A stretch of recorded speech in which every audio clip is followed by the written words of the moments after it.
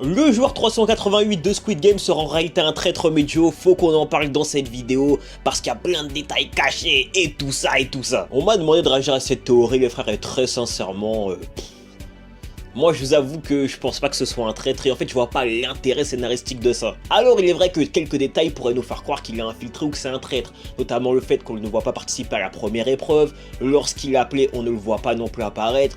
Cependant je ne pense pas que ce soit un traître, je pense qu'en fait c'est juste des scènes qui ont été coupées littéralement qui fait qu'on ne le voit pas.